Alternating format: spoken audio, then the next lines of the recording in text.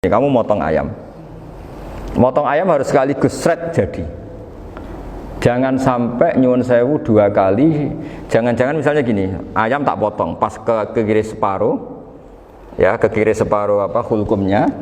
Pak Arifin datang, assalamualaikum Gus Pak, waalaikumsalam, terus santai jagungan dulu.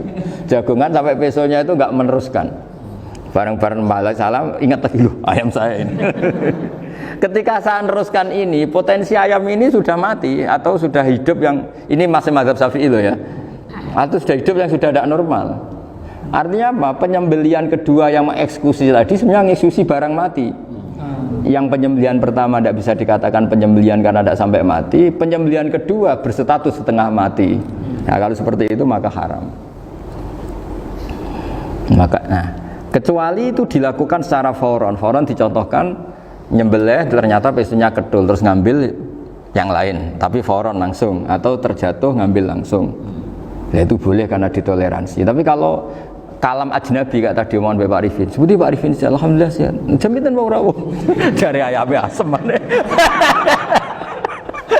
Ini harus sebar.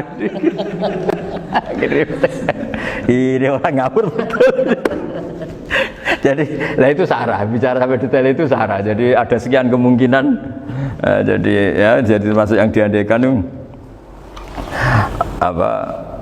Nah, hayat mustaqirah itu batasnya yakunu maha ibsorun bi ikhtiarin wa nutkun bi ikhtiarin wa harakatun ikhtiyariyah. Hayat mustaqirah itu kalau dia betok-betok itu ya karena karepnya. Maksudnya gini, gamane cara roh pitik wedok engkek ya cek karepe dhewe. Cara dia melihat peso itu karepe ya masih lari. Jadi misalnya ada ayam kita sembelih baru luka sedikit, belum sampai andekan dibiarin ya mungkin suatu saat sembuh, luka. Terus melihat kamu lari ketakutan karena kamu dianggap gladiator, killer lah. Lah itu berarti punya hayat mustaqirah. Tapi sudah kalau kamu sembelih karek ngeriwit, roh kowe wis ra wedi. Ya kan? Mau demo ya sudah enggak berkutik, ya dia berarti tidak punya hayat mustaqirah gitu. Ya batasannya itu Joro. Nah, dalam mazhab Syafi'i syarat sahnya penyembelihan harus hewan itu punya hayat mustaqirah. Nah ini sarah ya, jadi sarah itu lebih jelimet. Nah makanya kenapa tidak boleh nyembelih pakai yang tumpul Mas Nafis? Takutnya ayamnya itu mengalami dohtoh atau kayak ditekek. Misalnya sama nyembelih pakai peso tumpul, ini kini ketekek, takut kan dia misalnya ayamnya jantungan, roh peso wis setruk kan, udah gitu ketekek, nah itu mati dulu pasti itu. Jadi pas diongok-ongok ini sudah mati. Jadi nanti kalau di akhirat, sepertinya saya sudah mati loh, ngawur. Wah apalagi nganggo keris naga sosro, wah itu sudah gereng sakti kan, diginikin tok sudah mati kan. Makanya bahaya nyembelih pakai keris-keris sakti karena sebelum terpotong sudah mati saking saktinya apa? Keris itu misalnya gitu. Baru nempel. Makanya nanti suatu saat ada pertanyaan ini, boleh enggak nyembelih ayam orang yang rainya itu sangar? Wah itu haram, kena. Oh itu mesti mati dulu. Kumisen tatonan apa? Ya algojo. Iya kayak algojo. Ayamnya jenis apa? Stroke ya? Jenis penakut. Pas mau disembelih gitu, tidak mati. Jadi hati-hati ya nyembelih ayam. Jadi kalau orang kampung Pak Arifin ya, orang kampung mudin kampung. Mungkin kalau orang kota sudah nyuwun sewu gak peduli. Kalau orang kampung itu apa itu Pak Arifin? Kalau nyembelih jago itu sampai apa itu? Ilatnya dikeluarin dong. Oh iya. Apa ini? Iya karena takutnya katanya beberapa yang kaget itu kelek apa?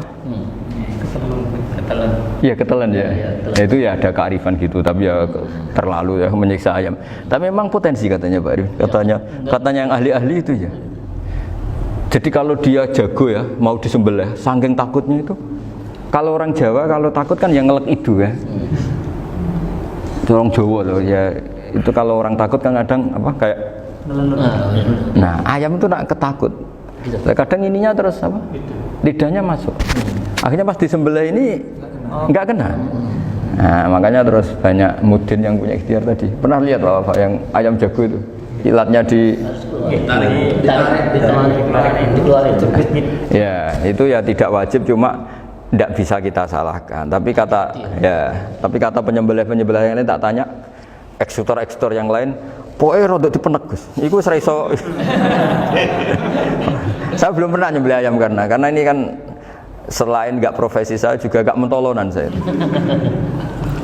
Tapi ini beberapa kefiah yang penting kita tahu ilmunya. Yang paling pokok itu qatul khulqum wal mari. Ya kira-kira dalan sing digo nafas sama digo makanan tadi. Ya tapi itu tadi caranya semua itu harus mengalami atau masih punya hayatun mustaqirah. Nah, takutnya dalam konteks nyembelih yang apa tadi? Saya bilang separuh tadi. Itu jamnya normal enggak, itu sudah jam 11 ini? Jam 10. Jam juga. Oh, jam mati almarhum itu. Itu enggak halal disembelih itu sudah maitah ya. 10.14 kan. Iya. Ya makanya saya bingung lihat jam. Ya jadi itu Pak Wafa ya, pentingnya sarah itu seperti itu. Matan itu kan asal nyembelih saja, tapi di sarah diterangkan jangan hanya nyembelih, yang disembelih harus ada hayatun mustaqirah, karena dikatakan penyembelihan adalah menghilangkan nyawa dengan cara yang syar'i. Nah, kalau nyawanya saja sudah hilang bukan nyembelih gitu. Nah, potensi itu ada ketika jago kamu sembelih pakai yang tumpul. Ini ada doktoh. Loh, hewan itu juga kayak manusia loh, karena punya hati. Ketika takut bisa saja mati.